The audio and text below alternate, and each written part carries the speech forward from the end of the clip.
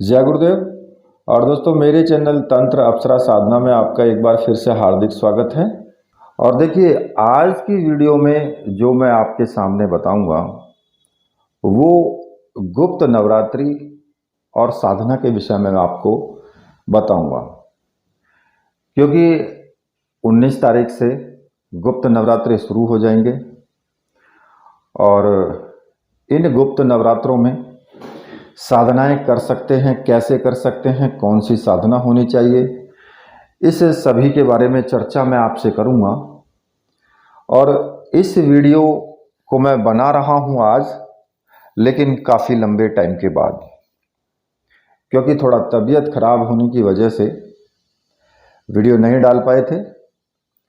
और जितने भी मेरे शिष्य हैं जो वीडियो को देखते हैं, पूरा सुनते हैं, समझते हैं उसको, वो भी काफ़ी परेशान थे। लेकिन हुआ क्या कि थोड़ा दाढ़ की प्रॉब्लम की वजह से, क्योंकि एक दाढ़ उखड़वानी पड़ी थी, जिस कारण से मुख में 8-10 दिन टाँके टाँके लगे रहे। 3-4 टाँके थे, क्योंकि वो थोड़ा जड़ की तरफ से टूट गई थी उखाड़ते टाइम, और उसमें फिर ऑपरेशन करना पड़ा था। अब टाँके लगने के बाद कुछ काफ़ी दिनों तक तो सूजन ही रहती है। खैर, सूजन तो उसमें अभी भी है, 20% सूजन अभी बची हुई है, लेकिन फिर भी मैं बोल सकता हूँ। अभी थोड़ा धीरे धीरे अभी मैं बोल सकता हूँ। अब इस बीच में बहुत से लोगों ने कमेंट किए, बहुत से लोगों ने कुछ बातें की। अब मैं बोल तो सकता नहीं था, लेकिन लोग कह रहे थे कि गुरुजी जरा व्हाट्सएप में आप बोल के बताइए। अब भाई बोलूं कैसे, बोलना तो मुश्किल था, तो ऐसे में लिख करके ही उन्हें देना पड़ा। लेकिन और कुछ लोग भगवान से दुआ भी कर रहे थे कि जल्दी ठीक हो जाए। और कुछ लोगों ने कहा भी कि गुरुजी, आप तो इतनी सिद्धियां और इतने सब पूजा पाठ आप करते हैं, फिर आपके साथ ऐसा क्यों?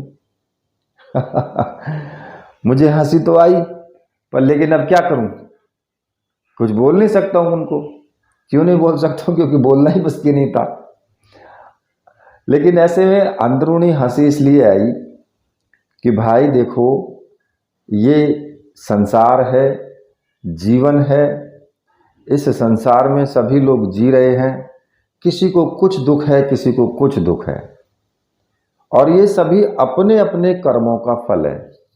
आप पूजा पाठ करते हो, ठीक है, आप भगवान का नाम लेते हो, अच्छी बात है, लेकिन जो आपने कर्म किए हैं ना, उनका दंड तो आपको भोगना ही पड़ेगा।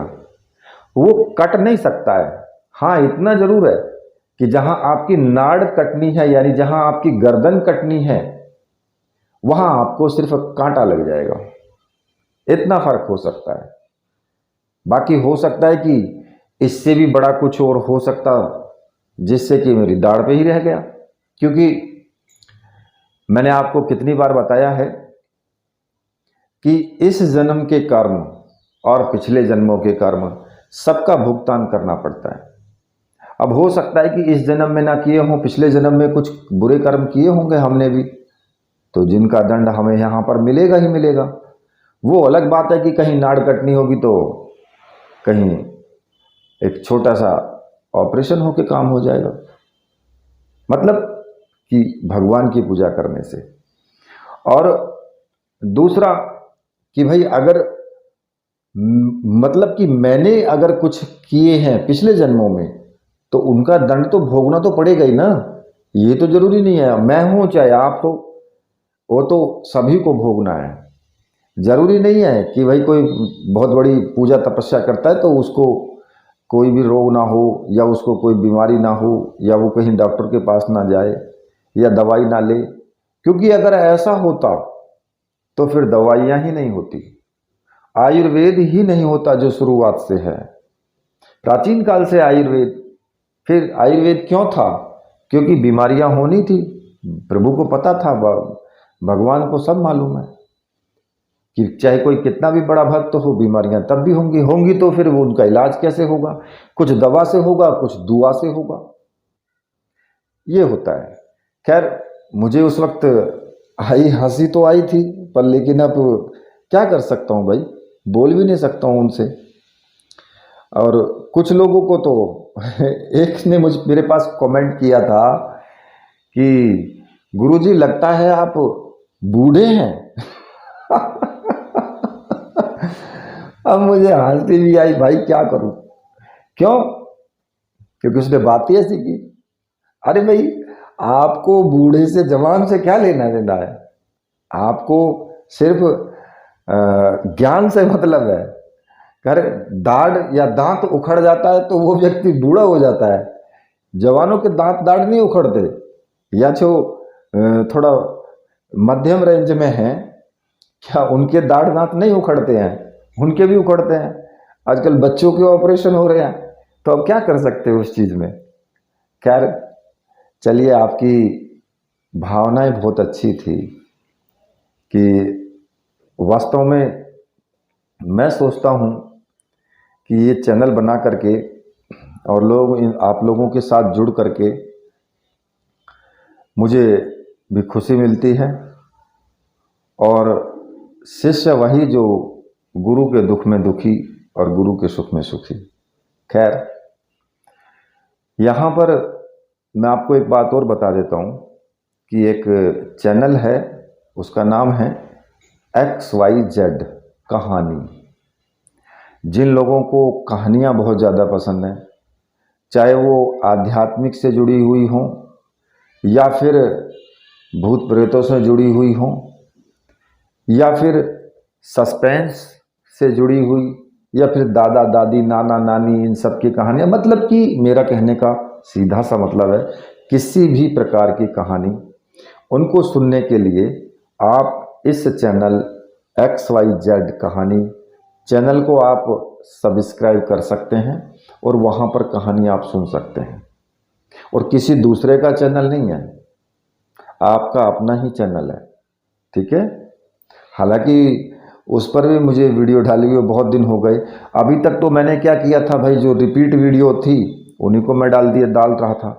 पीछे मैंने वीडियोस जो डाली हुई थी, जो लोग कई कई साल पहले मैंने वीडियो डाली हुई थी, और उन वीडियो को मैंने दोबारा से फिर एक्टिवेट करके फिर डाल दिया था, क्योंकि जो लोग नहीं देख पाए हैं पुरानी वीडियोस को भी, तो वो आज उन वीडियोस को भी देख लें। खैर, वो सब बातें हुई। अब मैं आपको बात बताता हूँ कि गुप्त नवरात्रि के बारे में, कि भाई गुप्त नवरात्रि में साधना कैसे होनी चाहिए।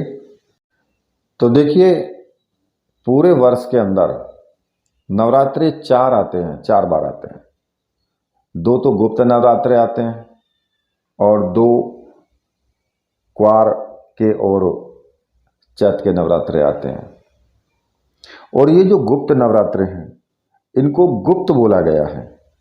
गुप्त का मतलब क्या है कि देखिए, नवरात्रि में तंत्र साधनाओं का विशेष महत्व होता है।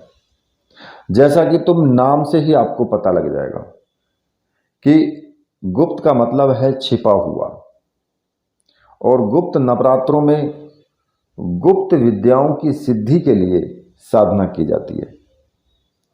तो गुप्त नवरात्रि में गुप्त तरीके से तंत्र साधना की जाती है, और इनमें विशेष कामनाओं की सिद्धि के लिए नवरात्रि को जो है बहुत खास माना गया है। एक तरीके से मोक्ष की कामना के लिए भी नवरात्रि बहुत ज़्यादा अहम है।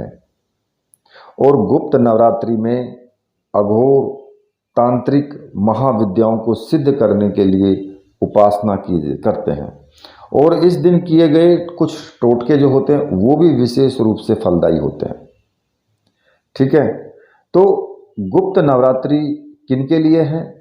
तांत्रिकों के लिए, अघोरियों के लिए, शमशान वासियों के लिए, और जो तंत्र साधनाएं करते हैं, चाहे वो घर पे करें या बाहर करें, कहीं भी करें, उन सब के लिए गुप्त नवरात्रे बहुत अहम होते हैं। अब इन गुप्त नवरात्रों में पूजा किसकी की जानी चाहिए?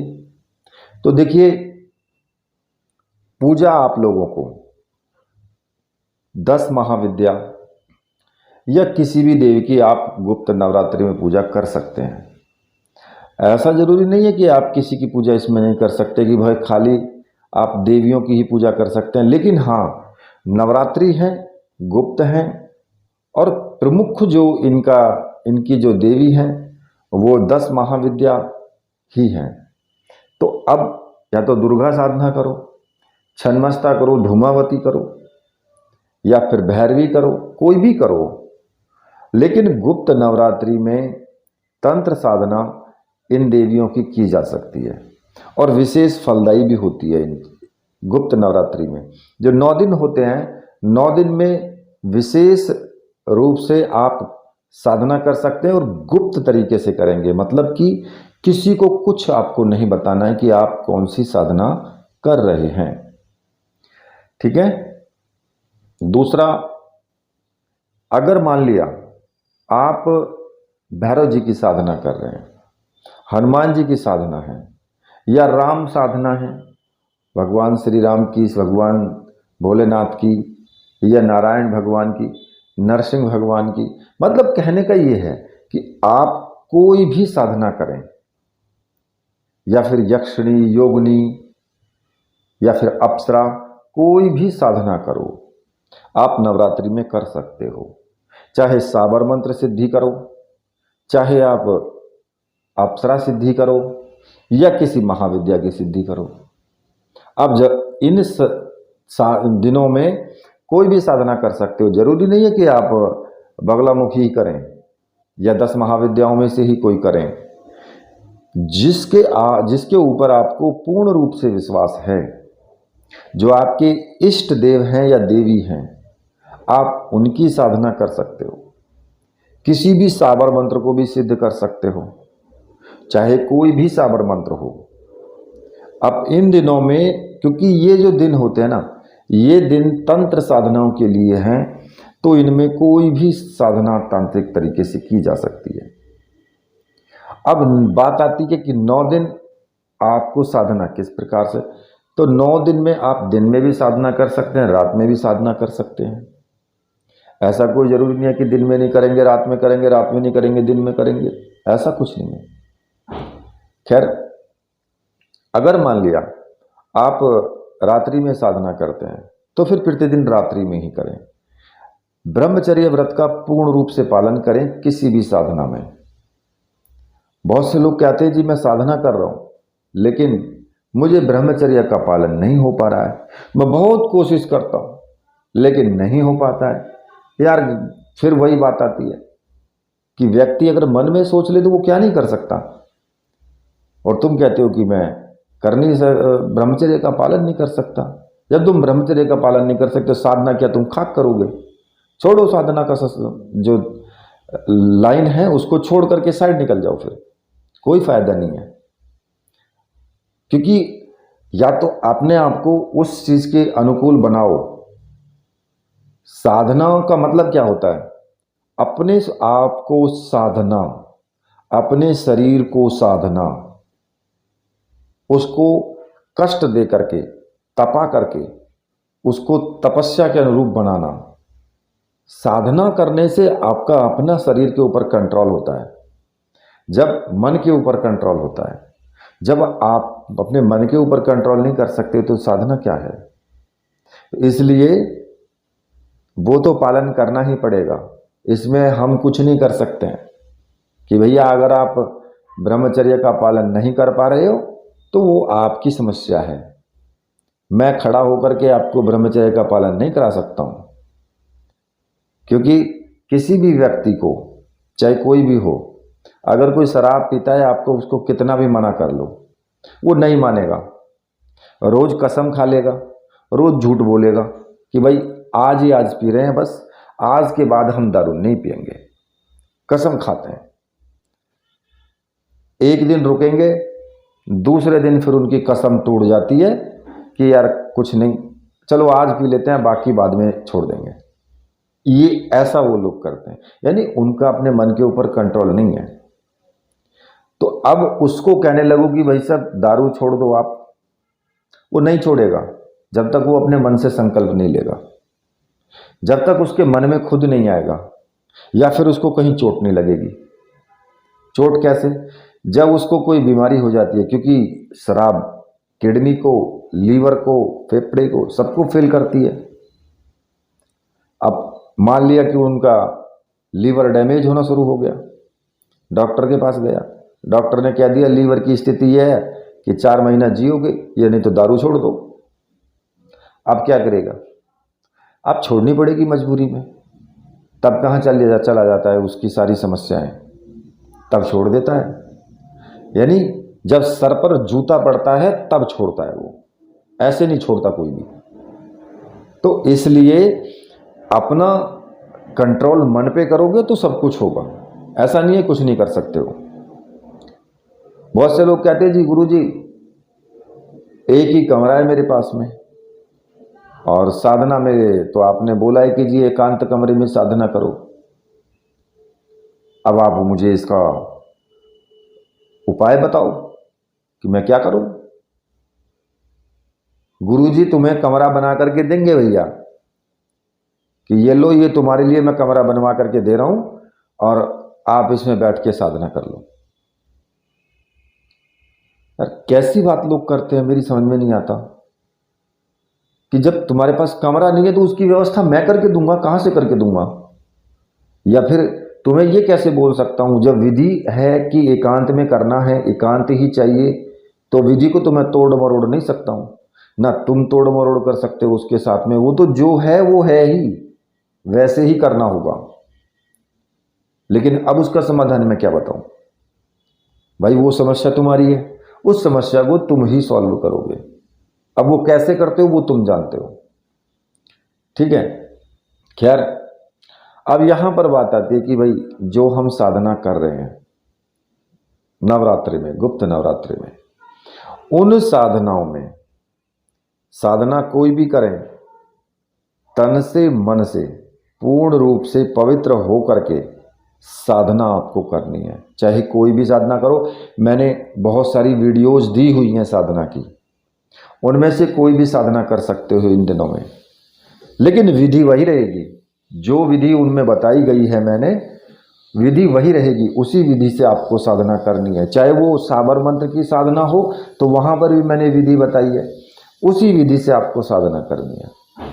और अगर मैंने हनुमान जी की साधना बताई है तो आपको हनुमान जी की साधना भी उसी विधि से करनी है, भले ही नवरात्रि में कर रहे, गुप्त नवरात्रि में कर रहे हो। टाइम चेंज हो सकता है कि भाई मंगलवार की जगह गुप्त नवरात्रि हो गया, लेकिन विधि चेंज नहीं होगी, विधि वही रहेगी, सब कुछ वही रहेगा सेम। मंत्र जाप की संख्या कम या ज्यादा कर सकते हो, कि मान लिया कि मैंने साधना में बताया है कि आप 11 माला मंत्र जाप करो, तो जरूरी नहीं है कि आप 11 करो, आप 51 भी कर सकते हो, क्योंकि यहां आपको 9 दिन की साधना रहेगी आपकी, और वहां 21 दिन की साधना होगी। जो मैंने वीडियो में बताई होगी तो 21 दिन की होगी, और नवरात्रि में 9 ही दिन है आपके साथ में, तो भाई आप उसको 9 दिन में, आप वो आपके ऊपर डिपेंड करता है कि भाई आप कितनी माला का जाप कर सकते हो। बढ़ा सकते हो उसको कि मैं 51 माला का करूंगा, और 9 दिन अगर आप 51 माला का जाप रोज करते हो तो काफ़ी अच्छी साधना हो जाएगी आपकी। अब 51 माला का आप सावर मंत्र का जाप तो नहीं कर सकते हो, क्योंकि सावर मंत्र थोड़ा बड़े होते हैं, टाइम लगता है उनमें। तो आप ऐसा कर सकते हैं कि मान लिया मैंने वहाँ पर आपको 1 माला या 10 माला बताया है, तो भाई आप 5 माला कर लो, 21 माला कर लो। ज़्यादा बड़ा मंत्र है तो 5 माला कर लो, 2 माला कर लो, उस तरीके से कर सकते हो। हवन भी कर सकते हो, नवरात्रे हैं तो हवन भी कर सकते हो। अगर आप साधनाएं नहीं कर रहे हो, आप पूजा उपासना कर रहे हो केवल, और पूजा उपासना के साथ अपने किसी भी मंत्र का आप हवन भी कर सकते हो। मतलब ऐसा जरूरी नहीं है कि आप देवी का ही करोगे। अगर गुप्त नवरात्रि हैं तो किसी भी देव देवी देवता, किसी का भी आप मंत्र जाप, हवन, पूजा, जप, तप, ध्यान कुछ भी कर सकते हो। ये क्या होता है कि ये दिन होते हैं शुभ, जिनको बोलते हैं शुभ कल्याणकारी दिन होते हैं। तो इसलिए ये सबके लिए हैं। कोई ज़रूरी नहीं है कि केवल नवरात्रि लिख दिया तो माता के लिए ही है, ऐसा कोई ज़रूरी नहीं है। हाँ, इतनी बात ज़रूर है कि नवरात्रि नवदुर्गा दिन उसी के हैं, तो अगर लोग उसी की साधना करते हैं तो ज़्यादा अच्छी बात है। क्योंकि बहुत से लोगों की इष्ट देवी बगलामुखी है, किसी की छन्नमस्ता है, किसी की कमला रानी है। तो ऐसी स्थिति में वो चाहेंगे कि मैं माता का ही जाप मंत्र जाप करूं, तो उनको करना भी चाहिए माता का ही। कोई दुर्गा का मंत्र जाप करना चाहता है तो दुर्गा का भी कर सकते हो। ओम ह्रीम दुम दुर्गाय नमः, इसका भी जाप कर सकते हो, ये भी मंत्र है दुर्गा का। साधना मैंने दी हुई है वीडियो में। जिन लोगों ने सामग्री मंगा चुके हैं वो उनसे साधना शुरू कर सकते हैं। जिन लोगों ने सामग्री मंगाई है वो नवरात्रि में 19 तारीख से कोई भी साधना कर सकते हैं, जो भी साधना की सामग्री उन्होंने मंगाई है। नवारण मंत्र का भी जाप कर सकते हैं, दुर्गा सप्तशती भी कर सकते हैं। अब बात आती है कि कैसे करें। अरे भाई, जैसे आपकी मर्जी आए वैसे करो। मेरे आप समझ गए होंगे कि मेरे कहने का मतलब, ना तो मैं गुस्से में कह रहा हूं, बड़े प्यार से कह रहा हूं और सही कह रहा हूं। साधना जैसे आप कर सकते हो, जिस तरीके से आप कर सकते हो, आप अपने मान से, भाव से, जो भी तरीके से आप साधना कर सकते हो साधना करो। ये जरूरी नहीं है कि आप ऐसे करो वैसे करो, फूल बन गया दीपक में और माला गोदी में लटक गई, माला उसमें रखें, गौमुखी में रखें या बाहर रखें, या फिर हाथ चादर के बाहर निकालें या फिर अंदर करें हाथ। ये सब बेकार की बातें हैं। मैं इन चीज़ों में कोई विश्वास नहीं रखता हूं। ये सिर्फ भ्रमित करने वाली बात है। साधना के रास्ते से आप भ्रमित होंगे अगर इन चीज़ों को सोचेंगे। आपको केवल और केवल माता का ध्यान करना है या देव का ध्यान करना है जिसकी आप साधना कर रहे हो, बस भाव के साथ साधना करनी है। सब चीज़ों से ध्यान हटा दो, केवल और केवल उसी पर ध्यान होना चाहिए। बस जो हो रहा है उसको होने दो। तो यहां आप इस प्रकार से गुप्त नवरात्रि में कोई भी साधना कर सकते हो। फर्क सिर्फ इतना है कि जो भी साधना करो वो तरीके से, नियम से, हर प्रकार से सात्विक रहते हुए, सात्विक भोजन करते हुए ये साधना आपको करनी है। चाहे कोई भी साधना करो। इन दिनों में आप रक्षा मंत्र भी सिद्ध कर सकते हो। अगर किसी के ऊपर भूत प्रेत पिशाच का साया है तो उसके लिए भी आप रक्षा मंत्र सिद्ध कर सकते हो। अगर किसी के ऊपर कोई तांत्रिक प्रयोग किया गया है तो उसके लिए भी आप प्रयोग कर सकते हो। अब लोग क्या करते हैं, गुरुजी मैसेज कर दिया, गुरुजी मैं ये साधना करना चाहता हूँ। ठीक है भाई, चैनल पर जाओ, वहाँ पर सर्च करके आप देख लो वीडियो कि आपको कैसे कौन सी साधना करनी है। नहीं गुरुजी आप वीडियो दे दो हमें, क्या कौन सी साधना करें। अरे भाई, तुम्हारी भी तो कोई इच्छा है, क्योंकि मेरे पास में थोड़ा टाइम की कमी होती है तो इसलिए मैं बोल देता हूँ कि भाई आप सर्च कर लो और फिर मुझे उसको लिंक भेज दो और मैं आपको बता दूंगा कि आपको ये करनी है नहीं करनी है। अगर मुझे सही लगेगा तो मैं उसी को रेडी कर दूंगा, अगर नहीं लगेगा तो मैं फिर निकाल करके आपको भेज दूंगा। लेकिन मुझे भी तो लगे कि हाँ आप करना चाहते हैं। कुछ लोग तो मटर गश्ती करने के लिए मैसेज करते हैं। अभी आपने किसी और साधना के बारे में पूछा, थोड़ी देर बाद अगले दिन पता लगा किसी और साधना को पूछना चाह रहे हैं, अगले दिन पता लगा किसी और साधना को, लंबी लाइन भरी पड़ी है। क्या करें, साधना कोई नहीं करनी उनको, सिर्फ उनको बक बक बक करनी है बस, और कुछ नहीं। अब ऐसी स्थिति में मुझे टाइम लगता है, क्योंकि मान लिया मैंने इतनी मेहनत से आपको वीडियो खोज करके आपको वीडियो भेजी कि इसे देखो, ये साधना करो, लेकिन आपको मिनट नहीं लगी पलटते हुए, फटाफट आप अगले दिन कुछ और पूछोगे, अगले दिन फिर कुछ और पूछोगे, किसी और व्यक्ति के चैनल पर देख करके आओगे, कान मेरे खाओगे कि जी गुरु जी ये कैसे हुआ। अरे भैया उसी से पूछ लो यार जिसका चैनल देख रहे हो। अब ऐसी स्थिति में भी खैर देखिए हर प्रकार के लोग होते हैं, उनको क्या बोल सकते हैं। खैर चलिए, मैंने आपको इस बारे में थोड़ा निर्देश दे दिया है। अब क्योंकि मुझे बोलते हुए 20 से 25 मिनट हो गए हैं, अब हल्का हल्का मुझे अपना थोड़ा महसूस होने लगा है कि मुझे अब बोलना बंद कर देना चाहिए, क्योंकि आगे फिर दिक्कत हो तो कोई उसमें ज़्यादा बड़ी बात हो जाएगी। तो इसलिए अब मैं वीडियो को यहीं पर बंद कर देता हूँ। और जिन भाइयों को अच्छा लगा है वो ज़रूर इसको आप इस पर अमल ज़रूर करना जो मैंने आपको बताया है, ठीक है। तो मेरे साथ बोलिए, बोलिए वीर बजरंगबली हनुमान जी महाराज की जय, बोलिए मेरे परमहंस गुरुदेव की जय।